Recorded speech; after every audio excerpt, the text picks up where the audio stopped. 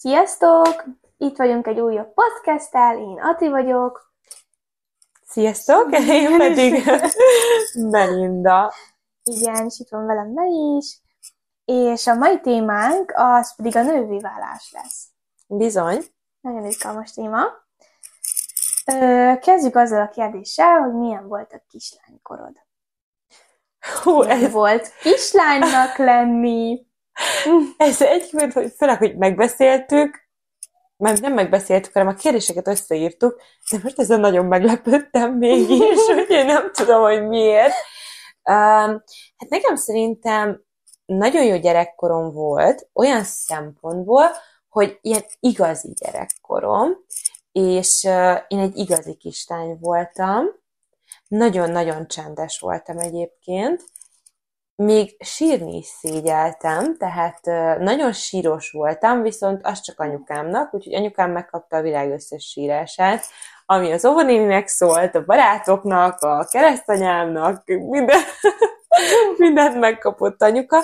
Szóval én egy ilyen kis csendes, érzékeny kislány voltam, aki nagyon szerette a színpadot, egyébként, tehát folyamatosan azt játszottam el, hogy a Szombatesti Láncból én vagyok Keleti Andrea, és egyébként komoly szerelme volt a Csonka András. Wow! És emlékszem, hogy milyen dühös voltam, amikor így ilyen szerepjátékoztunk, hát tudod, ezek a spontán játékok a gyerekeknél, és akkor mondta valamelyik barátnőm, hogy kis pajtásom, hogy ő a Keleti Andrea, és mondtam, hogy nem, az csak én lehetek. hogy ilyen szereplős voltam. Nem tudom már melyik műsorvezetőnőnek volt ilyen körhaja. Körhaj? Hát ez így tudod a füledig, ami ér. És akkor mondtam, hogy nekem is olyan kell. Ez mi a neve? Nem az a hajász vagy most? Én nem tudom, nálunk felénk Erdélyben azt mondják, ilyen Elvis Presley-s, amikor így a fülekbe lejön a haj.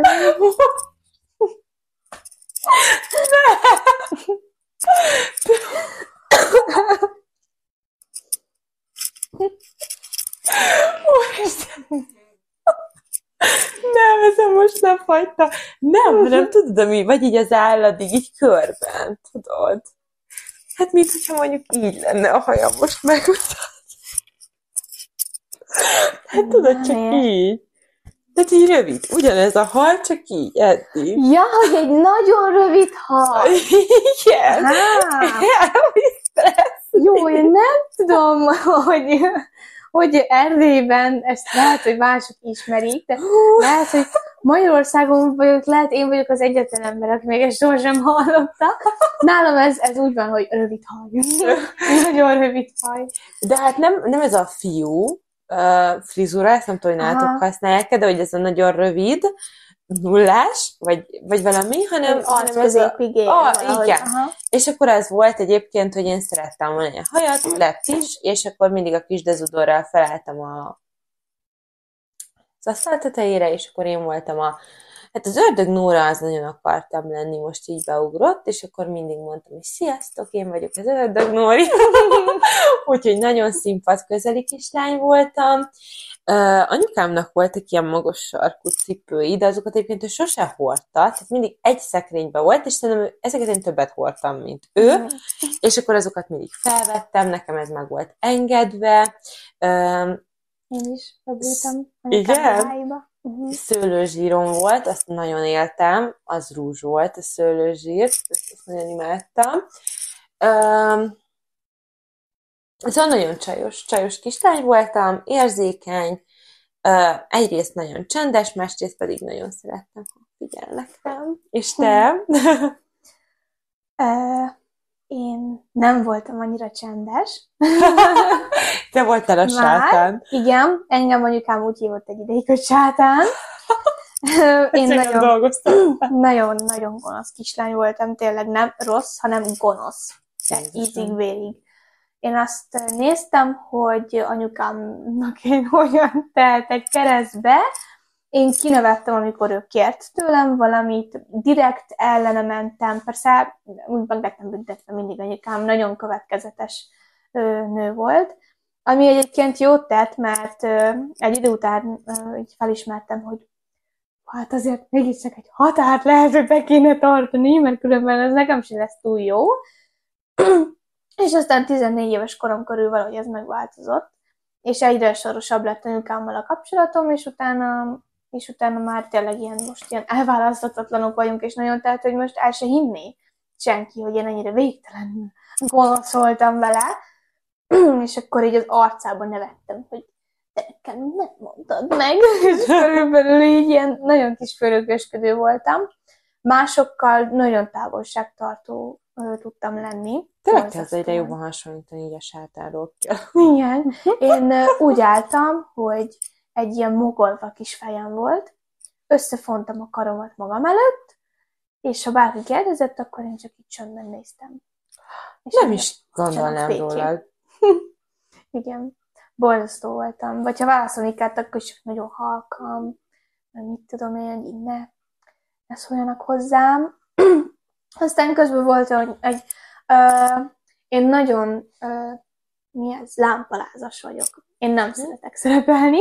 Egyébként, ez úgy kényszerítettem erre. Én gyűlöltem állni a színpadon, és kiállni, és beszélni mindenki előtt, meg ha engem néztek, meg ha olyan voltam felszólítva órán, és ezt utáltam nagyon. Viszont kislánykoromban, még ilyen, nem tudom, óviskoromban valahogy ez más volt, és akkor én ilyen legnagyobb önbizalmammal így kiálltam középre, és akkor hangosan ottan csaptam az anyák napi szöveget, meg mit tudom én, és mondták, hogy úristen, milyen magabiztos kislány, aztán ez valahol totálisan megfordult, és most úgy vagyok, hogy inkább senki ne figyeljen rám, nekem ne kelljen soha se beszélnem emberek előtt, meg nem tudom, tömegben, úgyhogy aztán ez így kicsit más lett. Akkor szerintem az közös vonás, hogy mind a ketten csajos kislányok voltunk. Igen, ez is volt, igen, hogy anyukámnak a ruháit nagyon szerettem felvenni, meg a cipőit, meg a mit tudom, mi az ékszereit, meg ilyesmi. A smink az annyira nem volt nálunk, nem is tudom, hogy anyukám hol tartotta a sminkjeit. Ő sminkelt amúgy? Erre sem emlékszem, de biztos, mert most is sminkel, nem esik túlzásba soha. Jaj. Igen, egy párszor kölyögni fogok, mert most voltam túl egy betegségen, úgyhogy ez még maradványan itt van. De igen, ő most is minkel, de nem olyan erősen. Neki van csak egy ilyen szempillaspirál, kihúzza a szemét, és akkor nagyon max ennyi. Néha-néha egy ilyen rúst, valamit felrak, és akkor, de ez már tényleg egy ilyen, nagyon sminkelte magát körülbelül. Úgyhogy ő annyira nem volt sminkes, és akkor ezáltal én se annyira amúgy, úgyhogy hogy az annyira nem... Soha nem sminkelted magad úgy igazán?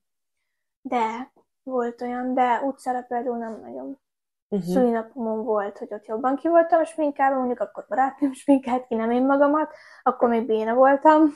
Meg egyébként van nekem smink végzettségem, tehát hogy sminkes végzettségem. Azt nem is tudtam. Na most már tudod, meg szempillaépítő végzettségem is, egyiket se csinálom, mert nem tudom, hát annyira nem állt közel szívemhez igazából, végül is. Ahhoz függetlenül persze egy alkotás, meg tök jó, de úgy magamat nem szeretem túlsminkelni, már amikor megváltozik az arcom, akkor úgy nézem, hogy Jézus Isten, ki ez? Úgyhogy én csak az ilyen szolid, nagyon az én színeimet szeretem magamon. Én is egyébként.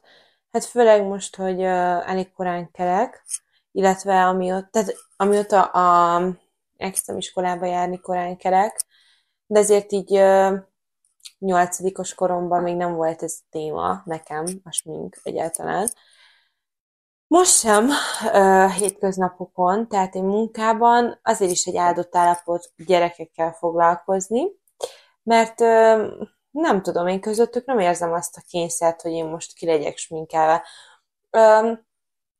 Például a ruha sokkal fontosabb, ha szoknyába megyek, a kislányok el vannak tőlem ájulva, vagy mondjuk, ha felteszek egy rúst, de az, hogy bemegy sok felnőtt ember az irodába mondjuk, és akkor ott azért van egy ilyen megfelelési kényszer, hogy most akkor pucba legyen ez, pucba legyen az, Hát én meg inkább ez a zovonéni stílus. Én amúgy nagyon szeretek sminkelni, nagyon ritkán sminkelek úgy igazán ki, tehát hogy az alap szempillaspirál, egy kis szemöldök, és egy kis szájfény, vagy ilyesmi, de alapvetően volt, amikor szerettem, meg most is vannak fázisok, amikor amúgy teszek fel mondjuk egy ilyen lazább alapozót, egy ilyen könnyedebb alapozót, és amit még amúgy szeretek az, hogyha valamilyen földszínekkel a szemhéjamat ki tudom festeni, de mostanában nagyon korán járok dolgozni, illetve nagyon korán kelek, úgyhogy nincs erre kapacitásom.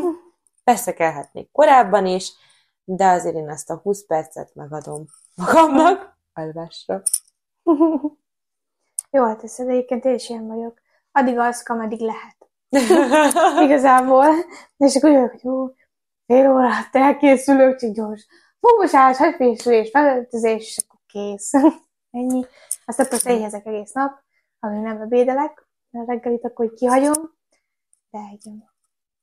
Igen, nekem mondjuk szerencsém van, mondjuk azt éreztem az előző munkahelyemen, egyébként lehet, hogy ez én, de senkinek nem volt ez a hibája, de nekem ott tényleg azt éreztem, hogy nincs időm enni, mosdóba menni, meg ilyenek, és most ezen a munkahelyen másképp érzem, kb. Bármikor van lehetőségem elmenni mosdóba, mondjuk a pedasszisztens, aki mellettem van, ő pont olyan időintervallumban dolgozik, hogy bármikor ott el tudok menni, és akkor ott van a gyerekekkel addig, amíg elmegyek pisilni. Most nem úgy néz ki, hogy ott hagyom, és akkor én elmegyek sétálni egyet a városba, hanem hogy te ki tudok menni mosdóba, illetve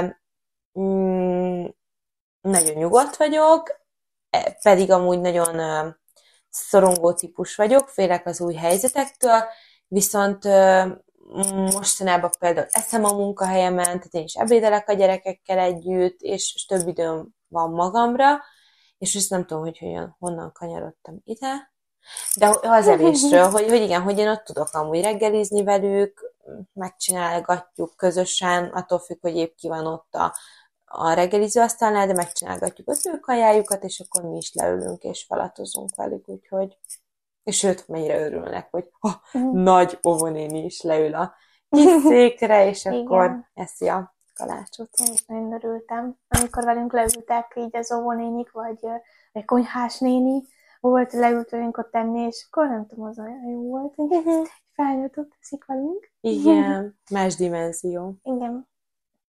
Ja. Mit jelent neked egyébként a nőiesség?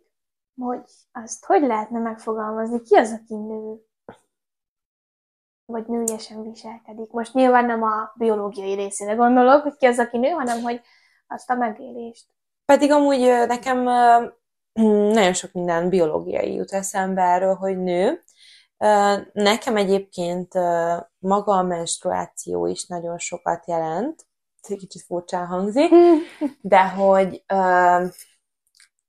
pozitív menstruációs kép, mert nekem amúgy nagyon-nagyon fájdalmas a menstruációm sokszor, és azon túl, hogy ugye nem tudom feltétlen, hogy miért fáj, nyilván voltam, vagy utána jártam valamilyen szinten, de hogy ezek azért komplex dolgok, és nem tudom, hogy miért, viszont, és ez is, tehát van egy ilyen stressz körülötte, de amúgy meg is szorongás, viszont nagyon fájdalmas is.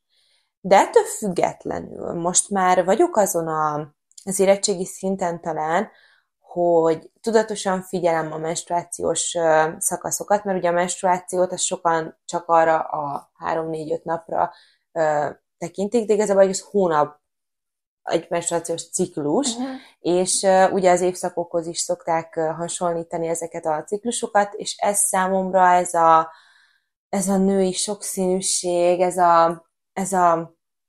az összekapcsolódás a földanyával, tehát egy ilyen kép jutott így egyből eszembe, tehát a menstruáció az bennem egy mély megélést jelent, és a nőiességemnek az egyik, hát hogyha a nőiesség mondjuk egy lélek, akkor ez az egyik legszebb része ennek a léleknek.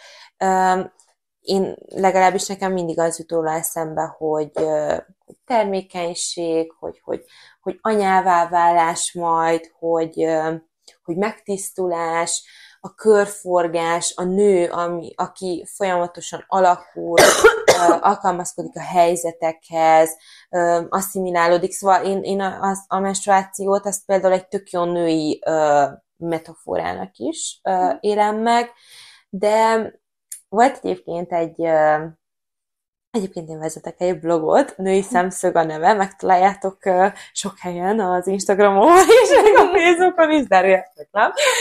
Nem, csak tényleg beszélgettem, most elindítottam ott egy női interjúsorozatot, és ott például az egyik, hát számomra tényleg egy csodálatos nő, mondta, hogy neki a nőisége összekapcsolódik a hajával. Tehát neki mindig nagyon fontos volt a haja. És ez egy annyira basic dolog, de egyébként amikor arra gondoltam, vagy gondolok, hogy nekem barna a hajam, én azt valahogy olyan jól élem meg, hogy barna szem, barna haj, ez a föld színek, ezek a természetközeliség, az ősz szeretete, valahogy ez a természetesség, az élet jut eszembe a nőiességről abszolút, és akkor ezért is szeretem. Az önszeretet az nálam itt kezdődött az önismerettel, meg ezeknek a dolgoknak a szeretetével. Tehát nem azzal, hogy mekkora a cicim, mekkora a fenekem, hanem ott kezdődött a valódi önszeretet, amikor egy ilyen mélyebb kapcsolódást kezdtem érezni, akár a külsőségek iránt, magam iránt.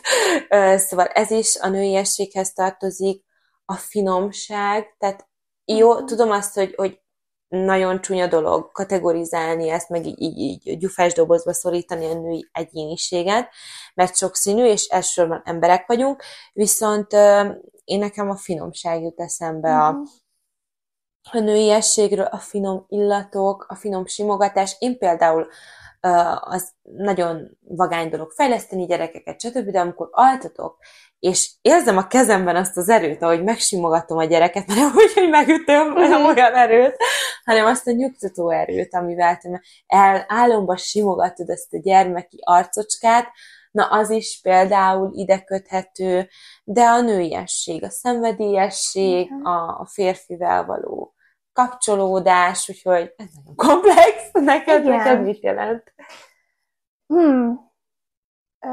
Igen, hogyha visszatérünk, ugye most ehhez a férfitől folytatom, akkor nálam is valami olyasmi, hogy például amikor egy férfival mondjuk flörtölünk, vagy ilyesmi, akkor az már megint egy olyan, hogy úgy kicsit nem tudom, olyan játékosnak érzed magad, olyan kis sejtelmesnek, de mégsem olyan flörtről beszélek, hogy nagyon széttenném neked a lábamra valami. Igen, nem erre gondoltam, de hogy az olyan fajta, amikor csak úgy próbálod magadra valahogy kacinál felhívni a figyelmet, az is, meg én például imádok magas sarkút hordani. Tényleg? Igen, nagyon-nagyon szeretek magas sarkút hordani. Nyilván nincsen bajom, hogy a sportcipőkkel, és azt is felkapok, most is abból jöttem egyébként, és attól nem érzem magam kevésbé nőnek, hogy nincsen rajtam éppen magas sarkú, de amikor magas sarkú van rajtam, akkor én érzem, hogy ott akkor kihúzom magam, akkor a lépteim is olyanok minden, és akkor úgy én akkor nagyon jól tudom magam érezni. Szintén én a külsőmmel tök jól tudok azonosulni egyébként, bár én sokszor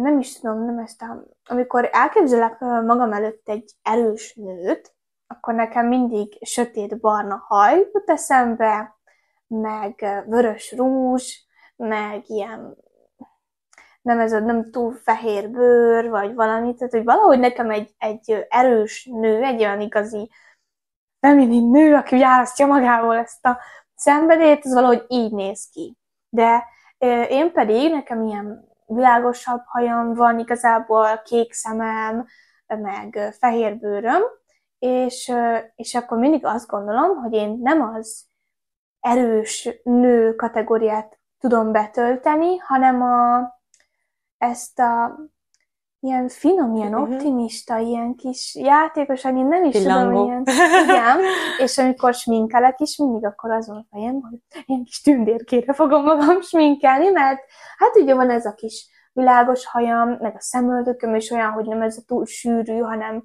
ilyen kis pont ilyen, nem tudom, se színű, meg minden, és hogy ő se olyan nagyon karakán rajtam. Ez ilyen cuki. személyesítettem a szemöldökömet, de igen. Szóval nem túl karakán rajtam, és én megint csak egy megszemélyesítés, de nem baj. Ez a szemöldök már él innentől kezdve. És én mind szeretem nagyon ilyen kis piros pocgásra sminkálni magam, meg igen, és akkor ezeket a májva színeket, meg mit tudom én, és ebben úgy világít akkor a szemem is, és mindig úgy érzem magam, mint valami kis ilyen, nem tudom, ilyen manó, törpe, tündérszerű lény, aki így van. Úgyhogy valahogy, igen, hogy szerintem mindenki, ahogy magát megnézi a tükörben, egyébként külsőre is valahogy el tudja dönteni, hogy most így nézem magamat, akkor milyen fajta nő jut eszembe arról, hogy most így magamat ámulom a tükörben. És neked ez a karaktered, akkor így, amit így körülre rajzoltál? Igen, szerintem igen. Néha én is vágyok arra, hogy mondom így, azon gondolkozom, befestem nagyon sötét barnára hajam, mert már volt olyan, egyébként nagyon jól is állt, de aztán mindig azon gondolkozom, hogy de amikor már nagyon sötét volt, akkor meg mindig szőkét akartam, és most meg pont olyan a hajam, hogy ilyen, hát igazából világos barna, tehát hogy így a kettő között már barna is, de világos is. És akkor... Ez a sajátod amúgy? Igen. És minden fényben kicsit játszik is a szín egyébként, mert hol világosabb, hol sötétebb a hajam, és akkor mindig úgy vagyok, hogy annyira sok szín van most a hajamban, hogy egyszerűen nem merem megváltoztatni, mert akkor meg úgyis majd akkor a másikat vágyom, meg mit tudom én, és most meg pont olyan, ami ilyen, hát annak látom, amilyennek akarom. Igazából. Érdekes ez, mert szerintem amúgy valahol nekem, amikor önmagamra gondolok, egy ilyen természetes kép jut eszembe, és egészen addig, ameddig nem volt semmennyi önbizalmam, addig arra gondoltam, hogy hát mindig a gyengességeim jutottak eszembe, és az erősségeimet is ilyen idiótaságnak éreztem, vagy idétlenségnek mondjuk, hogy magas vagyok. Azaz imádom úgy, hogy magas vagyok, viszont akkor úgy olyan fölösleges volt ez a néhány centi, vagy nem tudom, tehát hogy úgy éreztem, hogy én ott a magas, és akkor most meg úgy élem meg, hogy egy magas nő. De nem vagyok egyébként annyira magas, mert 175 vagyok, szóval szerintem ilyen, hát nem számítok alacsonynak, de azért nem vagyok 1,80, tehát 1,90, tehát nem vagyok egy ilyen kiugró eset, viszont ezt a magasságot én nem tudtam mondjuk sokáig szeretni, és aztán most meg már tökre az jut eszembe, amúgy én is vágyom, meg sokszor gondolkodom rajta, hogy de befestetném a hajam mondjuk valami extrémebbre, vagy valami, tudod, ilyen nőcis,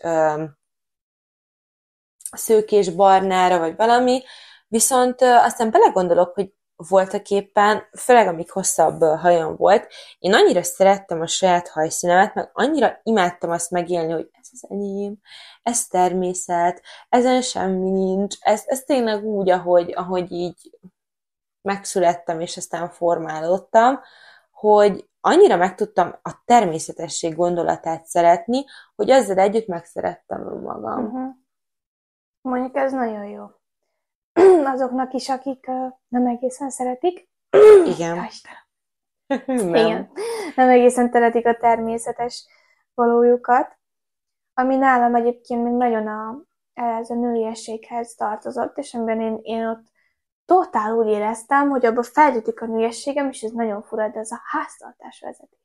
Aha, nem, szerintem valahol természetes. Igen, mert nagyon fura, én imádtam azt, hogy főzök, mosok, takarítok, meg minden, és imádom ellökni a páromat is, hogy ez az én dolgom. Tudom én. Szóval nálunk például az a régi módi dolog tökéletesen bevált, hogy enyém a háztartás, bevásárlás, főzés, ezzel engem nagyon békén, ezt így mindegy szépen csinálom, meg én ezt élvezem valahogy, akkor úgy érzem, hogy igen, most olyan nő vagyok, és akkor most én így gondoskodom mindenkiről, mindenről is, és akkor ő pedig nyilván a munkába tesz bele egy kicsit több energiát, meg a pénzügyet, meg ilyesmi, és bennem nincs egyáltalán az, hogy most ebből legyünk ilyen nagyon durván, hogy mondjam, ilyen egyenlőek, és akkor én is annyit keressek, mint ő, és ő is annyit csinálja a háztartásban, mint én. Nyilván valahol ez működik, és ez tök jó, ahol ez működik. Nálunk ez nem volt jó, igazából. Mi akkor úgy éreztük, hogy nem teljesedhetünk ki a saját női, meg férfi mi voltunkban, hanem nekünk ez vált be. Szerintem ez annyira egyéni, ebből is látszik, hogy kinek mi az, ami beválik, mert én például magam, annak ellenére, hogy szerintem onnantól kezdve születik egy gyerekem, a bennem élő karrieristát mindig legyőzi a bennem lévő anyaállat, vagy nem tudom mi ez. Tehát, hogy mindig is, ha választani kéne a között, hogy egy tök jó életet biztosítsak a gyerekeimnek is anyaként, és megéljem, és stb., akkor 1.000.000-szor inkább azt választom, mint a karriert. Viszont ameddig nincs gyerek, és nyilván amikor lesz, akkor is fontos lesz valamilyen szinten, de hogy ameddig nincs gyerek, addig bennem például tök fontos a karrier. Nem tudom, az is a nőiségemhez tesz hozzá, főleg azért is, mert olyan szakmám van, ahol ezért a gondoskodás nagy szerepet tölt be, a gyermeknevelés, a lélektan, stb., az emberekkel való kapcsolattartás, kommunikáció, ezek mind szerintem azért inkább ilyen, nem akarok általánosítani, de hogy tényleg kevesebb az óvóbácsina, maradjunk ennyiben, és de hogy nem érzem azt, hogy itt véget ér például. Egyre többet gondolkodok mostanában a karrieremen is, hogy nagyon szeretnék mást is csinálni. Például engem boldoggá tesz az, hogy ott van az ovi, ami nagyon sok figyelmet igényel, meg kezdő vagyok, és nagyon-nagyon sok energiát, de hogy hazajövök, és akkor ezeket a kis interjúkat felvesszük, megcsinálom a blogot, stb., felvesszük ezeket a részeket, podcastet csináljuk. Úgy érzem, hogy a bennem élő kreatív manókat ezek így megetetik, és most egyre többet gondolkodom ezen, hogy nőként is, hogy milyen szakmát tanulhatnék még meg. Mert ezt érzem, hogy nekem még valami kéne. Tehát még valami kéne ahhoz, hogy kiteljesedjek, mert nagyon imádom a szakmámat, viszont nem tudom, vágyom arra, hogy mást is elsajátítsak, és ez most egy nagy dilemma, és szerintem itt mindig a nőiségem is közrejátszik majd, hogy milyen szakmát fogok választani. Értem. Még érdekes a nőkkel szembeni ez az időkorlát, ez a szociális szorongás, hogy azért már nem kezdtetek neki egy 6 éves egyetemnek, vagy egy olyan, vagy neki kezdtetek, mert 22 éves vagyok, szóval azért ne siettessetek, de hogy én nem szeretnék egy 6 éves egyetemnek neki kezdeni, mert a közeljövőben szeretnék gyereket. Nem úgy ért, hogy holnap után. És egyszerűen nem jövőben sem, bár ki tudja, mit hoz az élet, viszont már azt is figyelembe kell venni egy nőnek, hogy milyen szakmája van, meg hogy abba hogy fér majd bele az anyaság. Nekem azért eléggé magas elvárásaim vannak magammal szemben anyaként, és tudom, hogy ez majd, és nem érek gondolni, hogy aztán most én tökéletes anya leszek, és tökéletes rend lesz a lakásban. Szerintem teljesen tökéletesnek, vagy nem tudunk mindent betartani, amit még előtte így megfogadunk, hogy nem tudom, 8 után nem eszik csokit, de azért egyszer, most, hogyha úgy gondolt, hogy mi legyen, Mikulás volt, akkor egyen csokit, nem lehet mindent mindig betartani. Igen, és majd ez is nagyon fontos lesz, de szerintem azért gondolkodnia kell ezeken is egy nőnek nagyon sokat, hogy most milyen pályát választak, ami gyerekkompatibilis, ha akar nyilván gyereket, én erről az oldalról tudok beszélni, mert akarok. És olyan vicces ez is, hogy az előző részhez, a randizáshoz visszacsatolva mindig mondják, hogy hát azért nem mondjál ilyen nagy dolgokat a pasinak első randikon, mert megijeszti. Nyilván nem arról fogok beszélni első randikon, hogy na hát, és akkor én kb. 5 hónap múlva ezt szeretném, meg aztán szeretném kiszámolni. Fél évet megkérni a kezem. Ennyi időd van. Aki csinálja. Bocsánat, hallottam már ilyenről, ahol ki lesz kötve, hogy fél év után te kérjed meg a kezem, mert ha addig nem, akkor leírlak, és kész. Nekem olyan volt, ez egy ismerkedés során, hogy a fiatalember megírta, hogy neki nagyon fontos lenne tudni azt, hogy én hosszú távra tervezek-e vele. És ez volt életünk első beszélgetése, és mondtam, hogy hát én ezt nem tudom megígérni, mert hogy még nem is láttam, és most nyilván nem a vizuális dolgokon van elsősorban a lényeg, hanem hogy nem is találkoztunk, tehát hogy tudjam ezt megítélni. És mondta, hogy neki fogytán van az ideje, és hogy ő nem fog itt beszélgetni velem órákat, hanem Órákat, most. perceket, és dönts el most, hogy hozzám össze feleségül. És hogy menjek, és találkozunk, és most nem is emlékszem már a nevére, meg nem is akarok nevet mondani, de mondjuk ő azt akarja, hogy valaki pár hónapon belül, mit tudom én, Balogné, nem tudom ki, nem ez volt a neve, de hogy lesokkoltam, és akkor mondtam, hogy na látod tehát, hogy annyira felszínes ez az egész, mert hogy én például nem akarok Balogné lenni, hanem én szeretnék Balog Melinda lenni, és hogy ezek az apróságok, ez egy ilyen, úgymond metafora arra, hogy annyi apró dologban meg kell ismerjük egymást, amíg idáig eljutunk egy kapcsolatban. Na, igen. Hát egyből nem is lehet ilyesmit követelni, szerintem. Igen, de szerinted, most ez így hirtelen jutott eszembe, de te hiszel a hagyományos férfi-női szerepekben?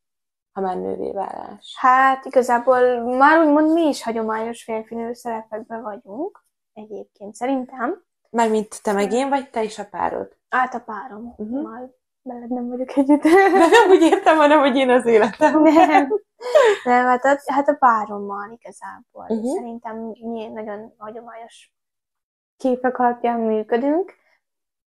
Ugye, hogy amit említettem is, hogy enyém a háztartás, ővé meg inkább így a pénzügyi dolgok. Ez persze nem azt jelenti, hogy ő most semmit nem csinál, és egy poharat képtelen arrébb rakni.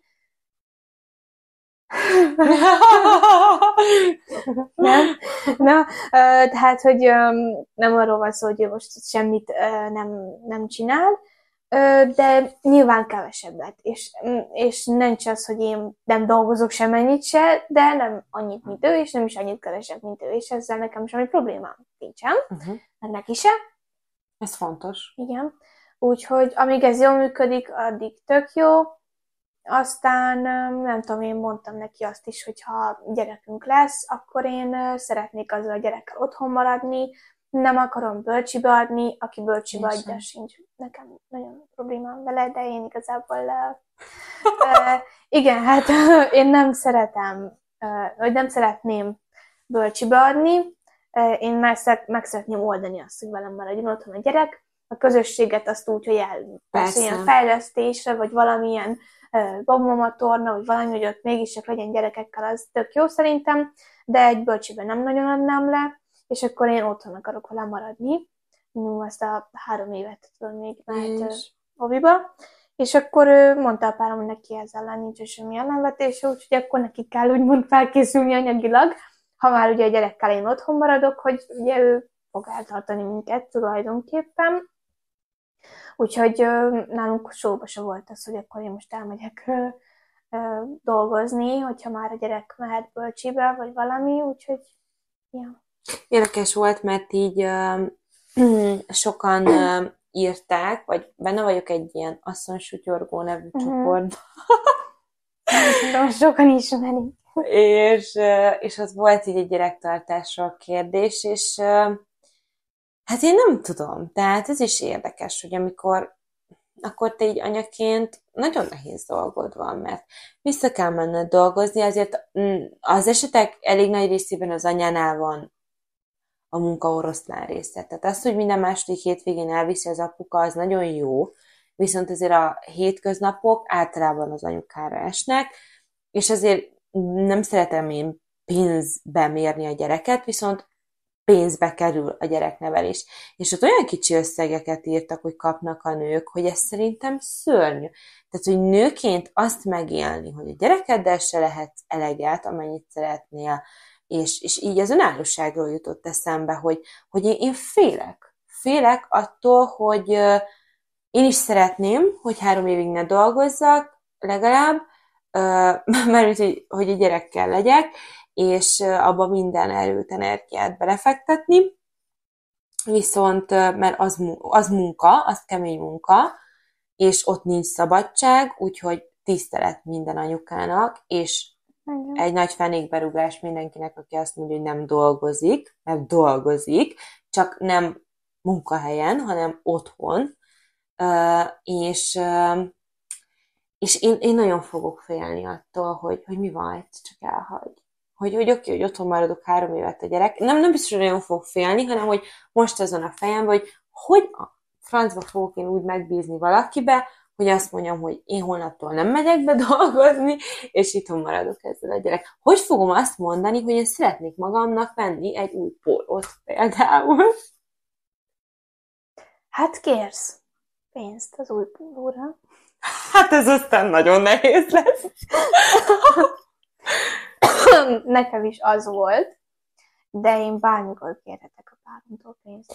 De jó, most nyilván, hogy most még a kérés, de akkor szerintem nem tudom, mondjuk én nagyon hiszek a közös kasszában, és előbb-utóbb úgyis minden anyuka neki kezd dolgozni, szóval érted meg azelőtt is, házasságban valamit hozzátesz, szóval nem lehúzzuk a másikat anyagilag, de hogy azt a jelenetet, azt az elsőt, amikor azt, de hogy nem tudom, már anyaként szerintem akkor már jó, hogy közös hozzáféréstek van, nem? Tehát amikor már házasok vagytok, vagy ezt, hogy kérni azért mindenre, az azért kemény.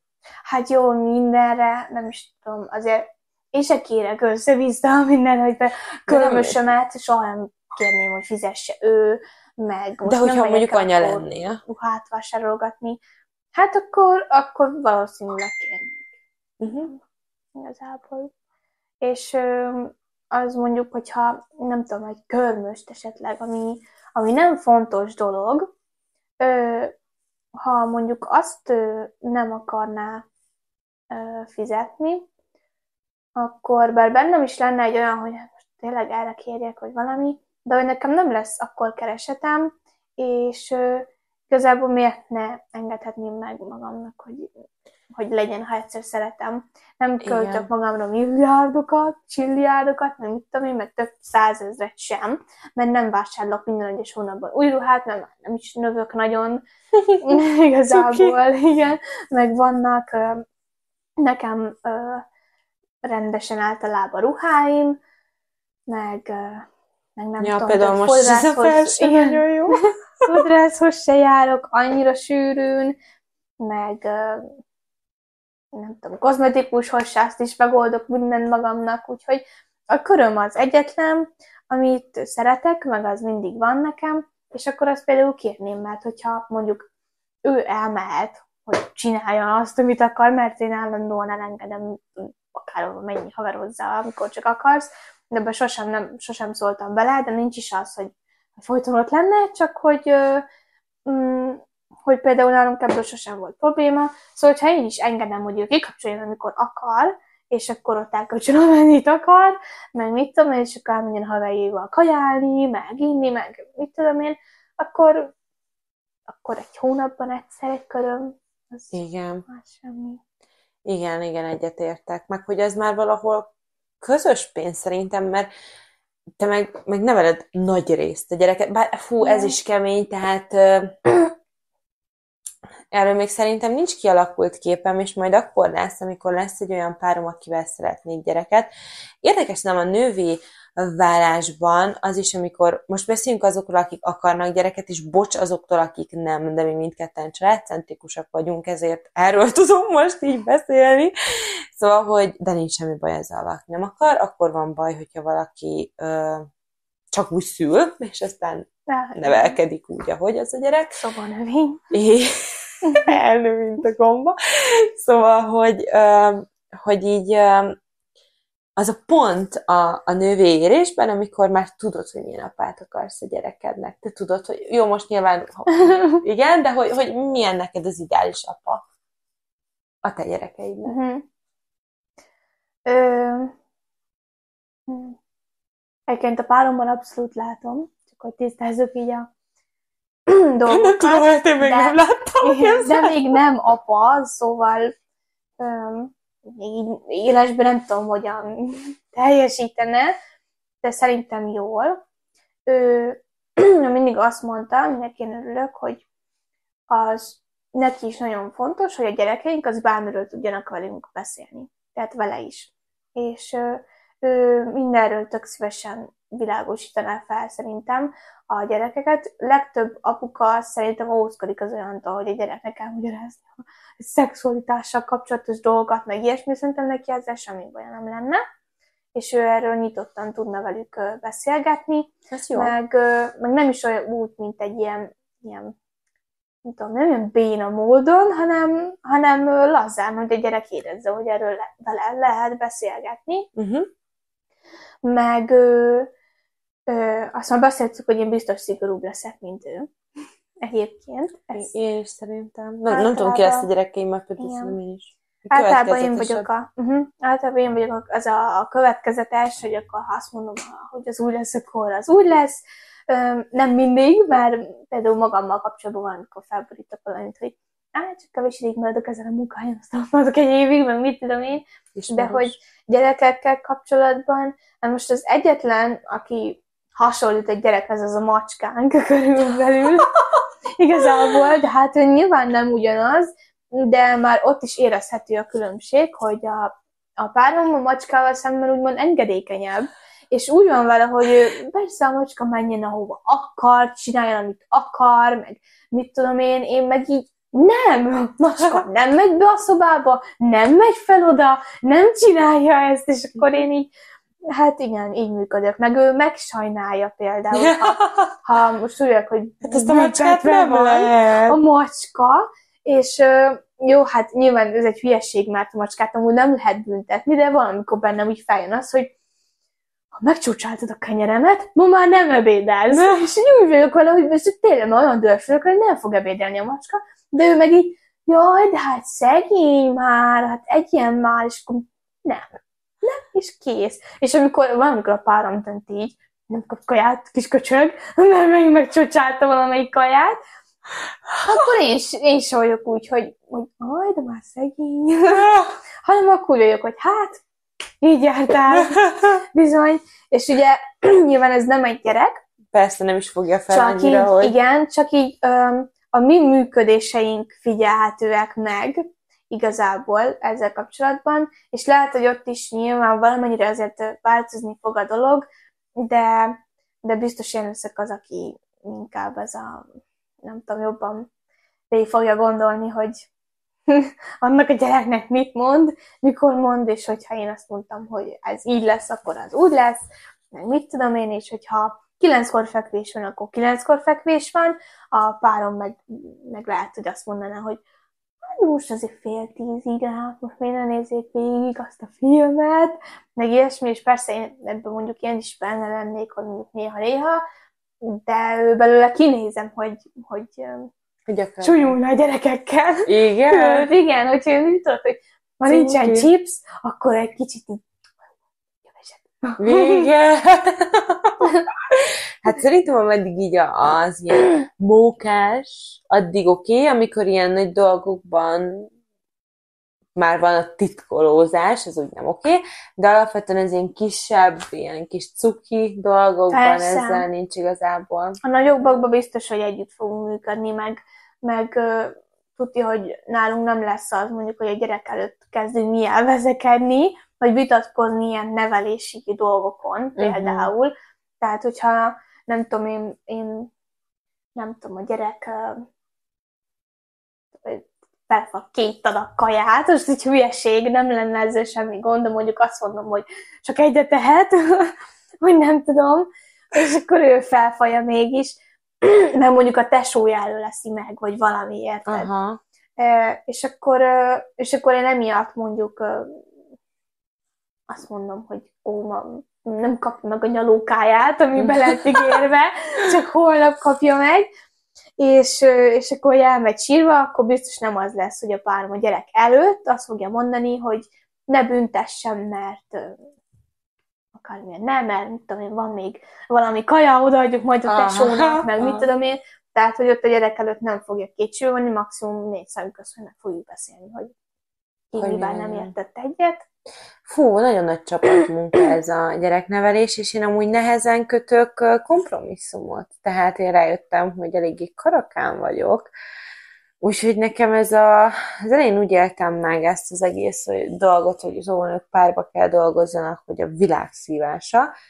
Most meg a világ tanítása. Nyilván kellett ehhez egy olyan társ, most még nem ismerem ennyire az új kollégámat, de abszolút jó embernek tartom, és egy pozitív kép van előttem, ami hát szülőségünkről, ha lehet így mondani, most nem tudom, hogy nevelési partnerségünkről, mert végül is nagyon sokat vagyunk ezekkel a gyerkőcökkel, és ez nagyon sokat tanít, hogy oké, hogy én így látom, de lehet, hogy ő jobban látja. Vagy hogyha mondjuk ő valamit szeretne, de én szeretném másképp, akkor merjem azt mondani, annak ellenére, hogy van korkülönbség, hogy figyelj, én ezt inkább így csinálnám, amikor mondjuk velem vannak, vagy bármi. Tehát, hogy érdekes tanítás ez. Igen, szerintem nőknek, vagy sok nőnek, aki akar gyereket, nekem legalábbis mindig az volt a mérvadó, és én már szakítottam is ezért, mert valakiről nem tudtam volna elképzelni, hogy apa legyen. És akkor, és annyira rossz, hú, ez nagyon csúnyán hangzik, de hogy annyira nem láttam benne azt, hogy ő egyszer apa lesz, vagy hogy kitart a családja mellett, vagy hogy mellettem, mint család, kitart, hogy ezért léptem ki. Milyen furcsa. Igen. Jó, mondjuk a párom előtt én sem gondoltam, de akkor még fiatalabbak is voltak, és nem is járt nekem sem nagyon az eszem azon, hogy ők milyen apák lennének, úgyhogy igazából az más. De itt a párommal már régebb óta vagyunk, aztán mellette értem meg én is arra, hogy gyereket akarok, meg házasságot, meg lettek ezek a gondolataim, úgyhogy igazából így ezért sem egyébként.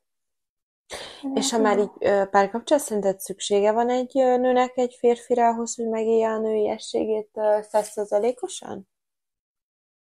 Hát na, ez is egy jó kérdés. Amúgy biztos, hogy hozzátesz valamennyire, mert a férfi tudja emelni a nőt, és a nő is tudja emelni a férfit. Ahhoz, hogy 100%-osan megélje a nőiességét, az nem gondolom, hogy kell férfi.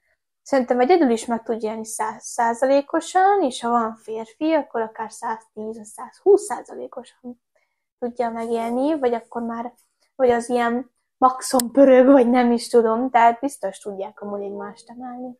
Meg jó. Mert ha például nekem nem lenne a párom, akkor így, hát magam után pakolnék, magamra főznék, minden, és az is csak jó lenne, de jól esik, amikor ő így megköszöni, meg ilyesmi, és úgy tudom. Vagy hogy másról gondoskodok, meg amikor beteg, akkor főzöm ott a húsleves, meg minden, és akkor, meg a teákat, és viszem be neki, és akkor ilyen.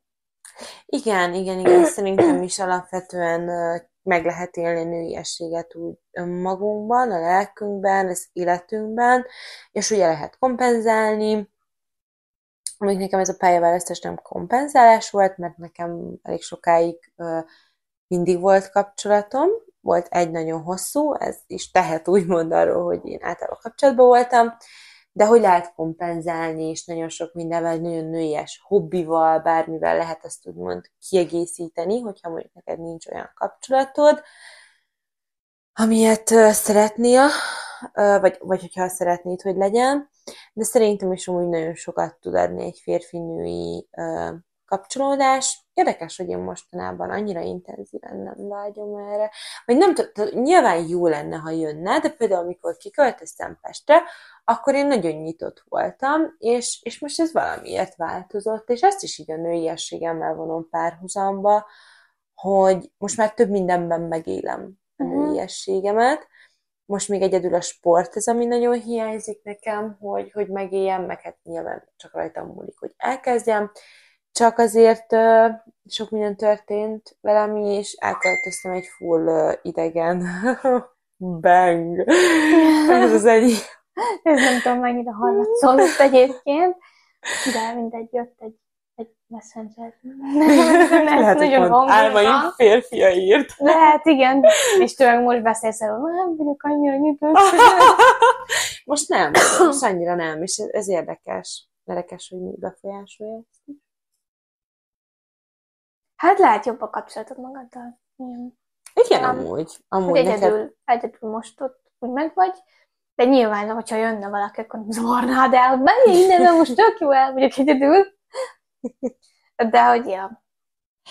És így mit gondolsz a külsőségekről, hogy az mennyire befolyásolja a öltözködésed, a te bőrápolási rutinod, hogy ilyen fancy szavakat használjunk, a te reggeli rutinod, a nőiességedet? Befolyásolja biztos, ugye, mint azt mondtam, hogy a magas sarkút azt nagyon szeretem. Szerintem senkit nem Ki akarom már venni a torkomat. Ja, szóval igen, meg az öltözködésemben is igen, hogy az ilyen túl sportos ruhákat nem annyira szeretem. Tényleg, neked milyen stílusod szerint? Azt tudom, hogy az ilyen barackos, világos Igen. színeket nagyon szereted. Rózsaszín, meg világos kék, meg minden. Tehát azért, mert én nyártípus vagyok, ez nekem meg is lett nézve ilyen színtanácsadóval. Tényleg? Igen. Az egy nagyon menő dolog szerintem. És ezért én tisztában is vagyok azzal, hogy nekem mi áll jól. És ezért azokat hordom inkább, az ilyen Persze. kis világosabb, ilyen pasztellesebb színeket, meg ami a szürke, az még elvileg jól áll nekem, de annyira szeretem azt a színt, ezért ezt annyira nem hordom. A szürkét? Igen. Én sem szeretem annyira. Hiába a színem nem annyira fog meg egyébként. Magamon olyan kis... Meg akkor nem is kell hordani, szerintem.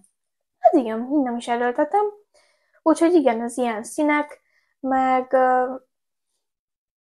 nem tudom, igazából ezen kívül én szeretem az ilyen kis nőies darabokat. Nem szoktam túl sportos lenni. Most épp farmer van rajtam, meg ugye, meg mit tudom én, ez a pulcsi, de hát ja. Úgy annyira mondjuk azzal nem szoktam foglalkozni, hogy most mindenáron szoknya legyen rajtam, vagy valami, meg én például nem érzem magam rosszul, ha most éppen felkaptam valami kicsit bénább ruhát, vagy valami, bár nem szeretek kimenni egyébként az utcári melegítőbe, vagy valami, tényleg az ilyen utolsó ruhámba, azért nem szoktam elmenni otthonról, de hogy úgy nem is tudom, nincs ez bennem most, hogy nekem makulátlanul kell kinéznem ahhoz, hogy nő legyek. Nekem sokkal fontosabb például az, hogy a hajam az tiszta legyen, tehát de zsírosan lógjon a fejemen, hanem sokszor mosom, hogy akkor ez szép legyen, meg mit tudom én, meg jól álljon,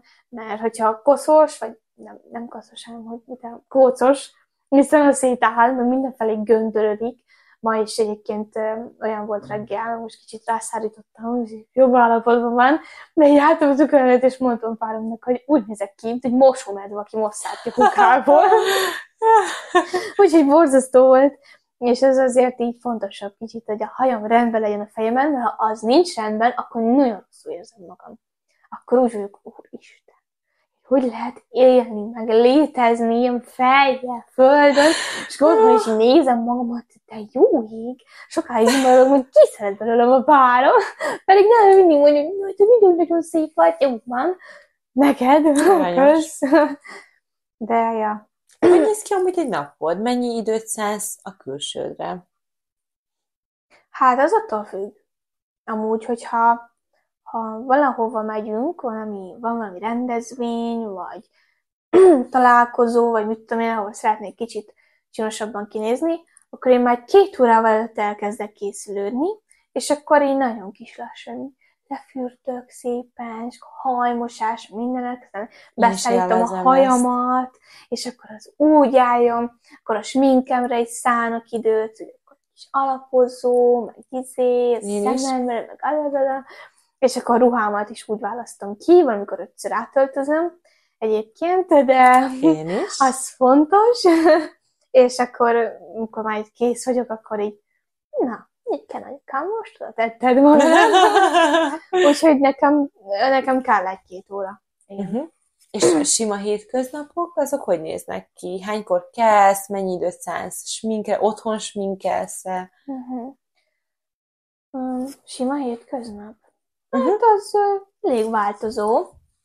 Ha otthon vagyok egész nap, akkor általában felveszek csak valami melegítőt, akkor jöhet a melegítő, mert akkor minek legyek farmerban. És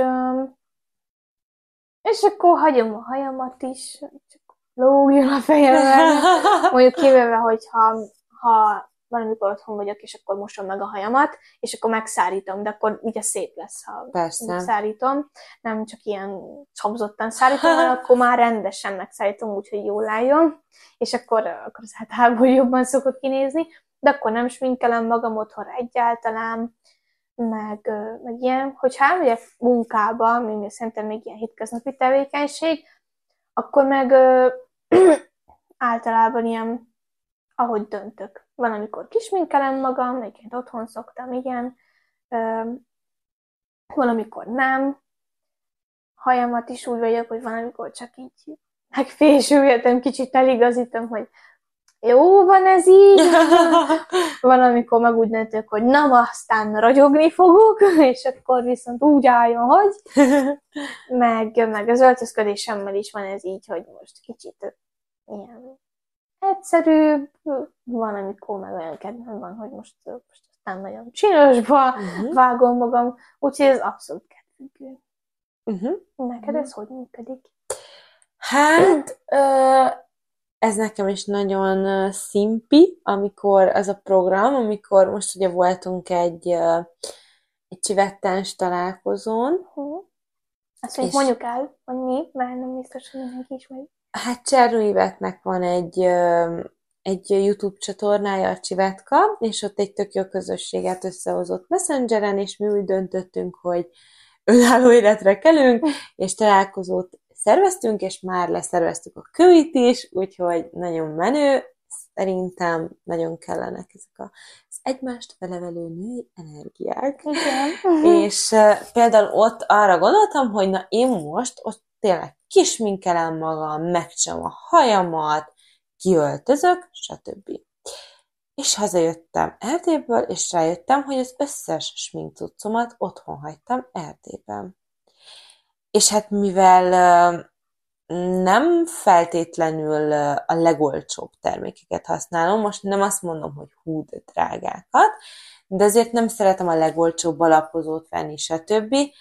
Hát úgy voltam vele, hogy most, mivel ritkán sminkelek, és egy hét múlva, most már csak néhány nap múlva jön anyukám, nem éri meg most venni megint még egy komplett sminkkészletet, ami igazából, most nem azt, hogy nem tehettem volna meg, vagy ilyesmi, csak hogy az meg rám rohad, ami otthon maradt, mert akkor már 2 adag lesz, és akkor inkább úgy döntöttem, hogy megvárom anyukámat, és akkor igazából csak szempillaspirál volt rajtam, meg és rájöttem, hogy már az is felemelő, mert mondom, a hétköznap az olyva nem nagyon szoktam, és második munkanapon volt így az új munkahelyemen, akkor megcsináltam a szemöldökömet. Egyébként most nagyon rossz a szemöldököm, rossz, és érzem magam miatta.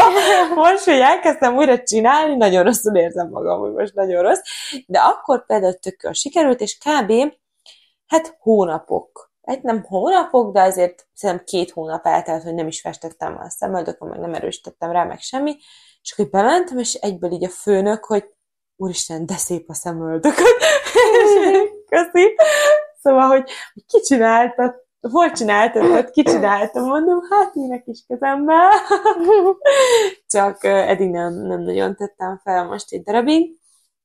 De most szeretném ezt visszahozni egyébként, és ha anyukám visszahozza a smink eszközeimet, akkor szerintem lehet, hogy rászánok egy plusz 10 percet, hogy egy kicsit többet feltegyek. De egyébként egy átlagos nap nem foglalkozom olyan sokat a külsőmmel, mert mondom, egészen a gyerek már rohangálok, meg tényleg ott annyira intenzív, meg sok inger ér, hogy nincs időm arra, hogy azon gondolkozzak, hogy most tik-tik, hogy áll a fejem. Igen, szóval, de egyébként régebb többet sminkeltem, és most meg szeretnék az öltözködésemben is így változásokat, úgyhogy szeretnék menni most hamarosan egy turitúrára, úgyhogy igen, ezek izgi dolgok. És akkor még maradt egy kérdés. A legfontosabb, amire kíváncsi, nem mondtad el.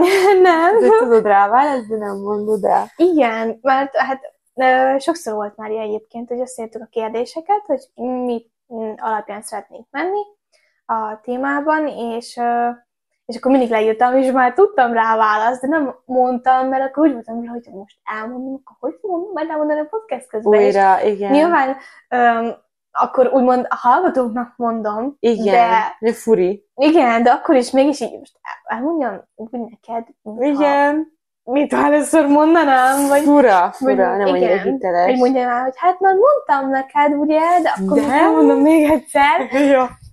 Hogy értsd meg! Igen, szóval az utolsó kérdésünk, hogy mi kéne ahhoz, hogy a jelenlegi ponttól igazából még inkább nőnek érezzük magunkat, vagy amiben még jobban ki tudunk teljesedni. Kezdtem. Olyan izgatott vagyok, hogy mit fogsz mondani, hogy most sietni fogom. Nem egy olyan nagy dolog. Jó, hát nekem ami most kellene, vagy nem tudom, tehát az, hogy realizáljam a helyzetemet. Tehát annyi minden történt, külön költöztem, egyedül élek, hirtelen felnőttem, vége az egyetemnek, elhúztam az országból, és akkor most fel kell fogjam, hogy most már tényleg 100%-osan én pakolok magam után, én mosok magamra, én veszem meg a háztartáshoz a dolgokat, hogy teljesen önállósodtam. És ezt fel kell dolgozzam, mert ez a női létem egyik alappillére az öngondoskodás, amiben abszolút benne van ez is szerintem, viszont ezt még csak ilyen robotikusan csinálom. Megint az üzenet? Ez nagyon ijesztő. Viszont robotszerűen csinálom, de még nem élem meg annyira, és akkor úgy várom, hogy ez így lassan révbe ér, és akkor megéljem. Aztán nagyon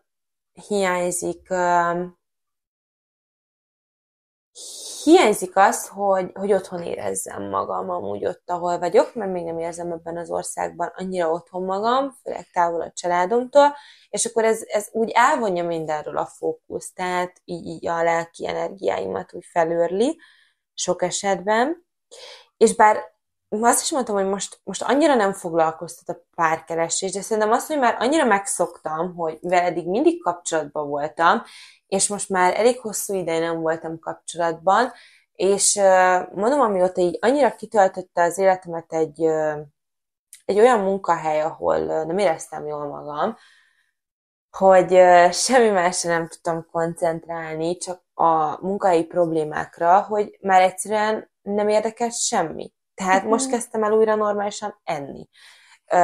Úgyhogy tényleg semmi nem érdekelt, és most jött vissza az étvágyam. Remélem, hogy nem megy el. Remélem, hogy rendben lesz minden. Igen. Szóval, hogy így most kezdek fellélegezni, és akkor most kezdem azt érezni szerintem majd idővel, hogy akkor már kezd érdekelni mondjuk a párkeresés is, mert mondjuk lehet, hogy már akkor is, tehát hogy nyáron például, már akkor is volt egy idő, hogy egyedül vagyok, vagy egy ideje, viszont akkor randiztam. Most már egy ideje nem annyira, de most ez így valamennyire kezd visszaszivárogni a gondolataimba a párkeresés, viszont még mindig nem azon van a fókusz, de ettől függetlenül egy párkapcsolat, egy jó párkapcsolat, az biztos, hogy hozzám tenne, és majd egy gyerek. Na, Adri? Most szerintem ezt várod, na, jó. Mint egy nagy dolog lenne. Nem baj. Tudod, én bejöném, én nagyon szeretnék egy új cipőt. Az a csalódás. Olyan ezt vártam. Az a csalódás lenne, úgyhogy most találj ki valamit gyorsan. Nem baj, ha hazudsz. És lényeges. Egy cipő. Ja. Én egyik nap gondolkoztam pont ezen, hogy vajon nekem mi kéne hozzá. De most már nagyon nyomás rajtam. Jót kell mondjak. Szeretnék az űrbe lenni. Nem. Akkor még egy részt felveszünk. És ezt töröljük a részt. Nem is beszéltünk róla. Igen. Nem, hát nekem szerintem, ami még egy nagy ugrás lenne, és ahol én még jobban lehetnék, az az, hogy gyerekem lenne. Uh-huh. Már. Most még így nem akarok most még így jelen esetben. Mármint, hogy akarok, csak nem úgy, hogy igen, meg nem vagyunk rajta az ügyön, valami. Tehát nálunk még ez azért odébb lesz ez a dolog. De az biztos, hogy én ott még valamit meg fogok élni, szerintem. Persze, ez biztos. Hogyha nekem ennyire jó érzés ez, hogy gondoskodok a páromról, meg háztartásra minden, akkor gondolom a másik női irány is számomra sokat fog adni, hogy mondjuk lesz egy gyerekem. Én amúgy kicsit éreztem, hogy ezt fogod mondani. Ez nem csalódás egyáltalán, ez egy fontos dolog volt. Azért kicsit csalódtam. Azért veszem, én nem mondtál valami újat. Nem, hanem, hogy... De te mondtad is talán, hogy először esküvőt szeretnél, és utána gyereket. Igen. Egyébként főleg én is így tervezem, bár, ha megtalálom azt a személyt, akivel vállalnék gyereket, akit felvállalnék a gyerek előtt, hogy ez az apád,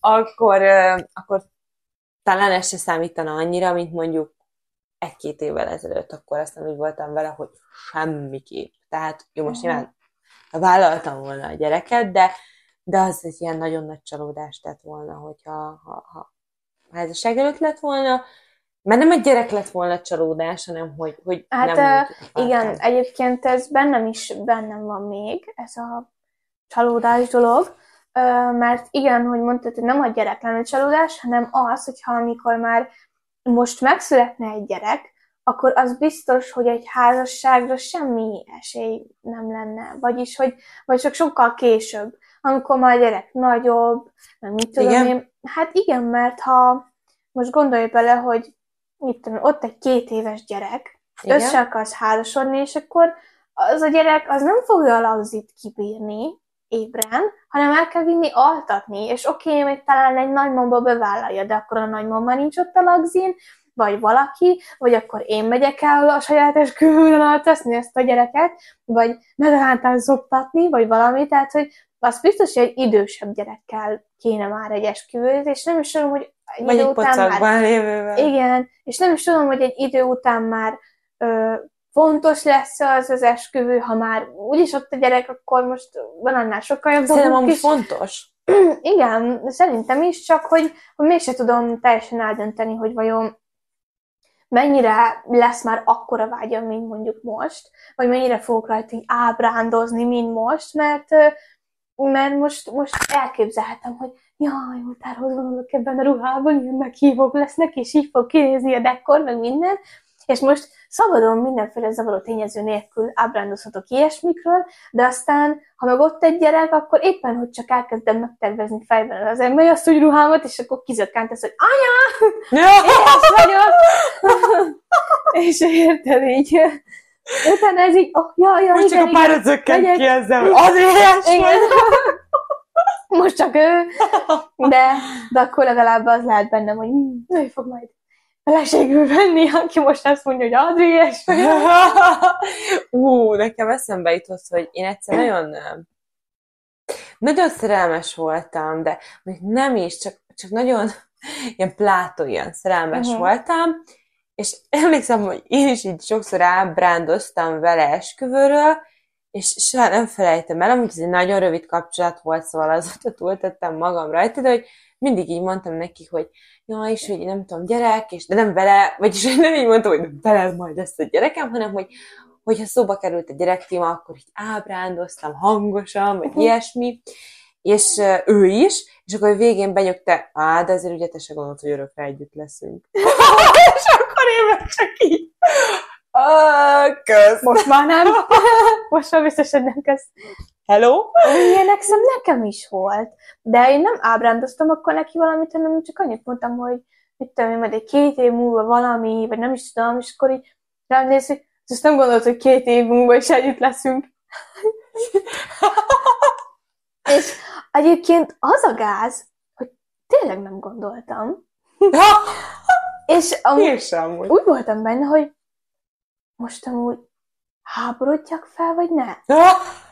Semmi jogom, mert én se csinálni. Mert hogy azért én mégsem mondtam ki neki, meg azért mégiscsak lehet bennem egy olyan, hogy de mi van, ha később valahogy mégis úgy csiszolódunk össze, vagy annyit fejlődünk, vagy nem tudom, ebben a kapcsolatban, hogy aztán azt fogom mondani, hogy na hát nem gondoltam volna, hogy ide jövünk. Szóval, hogy idáig jutunk.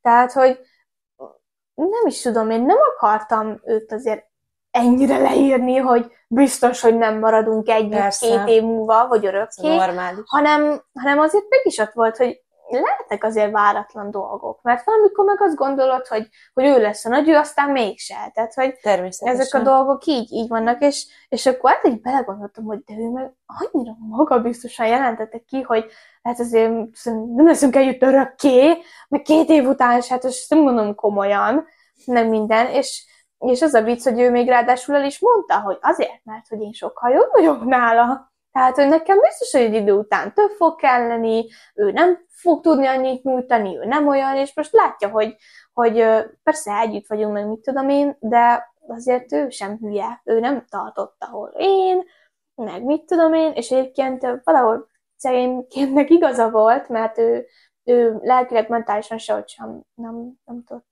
tartani, mint én, meg ő teljesen mások voltunk, ő ilyen nagyon kis negatív, szomorú emberke, én meg nagyon boldog kis pozitív emberke, és mi nem is tudtuk egymást így kiegészíteni amúgy, mert én nem tudtam őt felhúzni, ő meg lefelé akart, és ez így nagyon nem volt jó.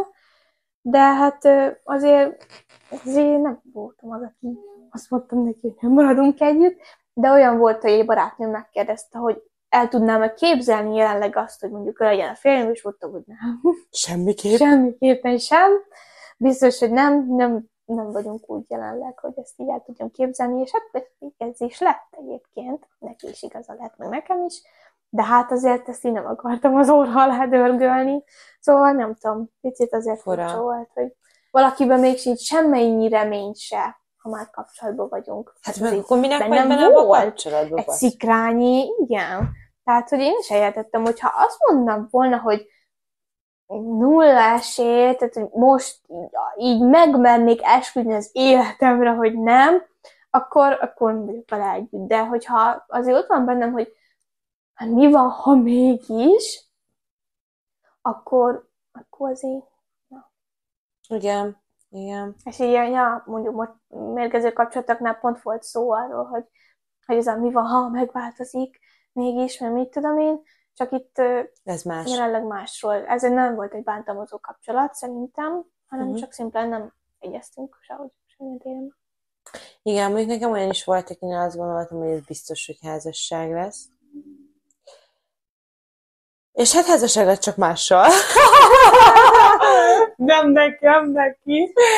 Úgyhogy aztán vállás mással, de hogy... Hát igen. Neki meg volt minden. Nem már mondhatja, hogy előrébb tart, mint én. Hát ezt inkább nem mondja. De igen, bizonyos materiális dolgokban előrébb tart, mint te. Igen. Lelkileg nem teljesen biztos, de ezt nem tudom megállapítani. Szerencsére már én sem. Ezzel a pozitív gondolattal zárjuk szerintem ezt a mai részt. Nagyon köszönjük, hogy meghallgattátok, és csekkoljátok az instánkat, a Szabad Szavak Podcast instát, majd betesszük a leírásba, és iratkozzatok fel, létszik, sőt, könyörg, legyen arányos a megtekintés, a feliratkozás. Nem. A félreértések elkerülése véget. Ez kényszer. Ez nem kérés. Igen, ez kényszer. Szóval, légy jó fej, és iratkozz fel. Igen. Akarj hallgatni minket, akarj hozzászólni a témához. Ez nagyon jó. Ne húzz le minket. Igen, és kíváncsiak vagyunk a véleményetekre nagyon. Még mindig. Ezt már sokszor kértük, úgyhogy nyugodtan írkáljatok kommentet, hogy nektek milyen a nőiesség, milyen volt gyerekkorotok, milyen a felnőtt korotok, mi kéne hozzá, az összes olyan témát, amit már érintettünk. És a csengőikorra is nyomjatok rá. Igen. Fontos. és kövessetek minket. És legyetek jók. Vigyázzatok magatokra, és találkozunk a következő podcast részben. Így van. Sziasztok! Sziasztok!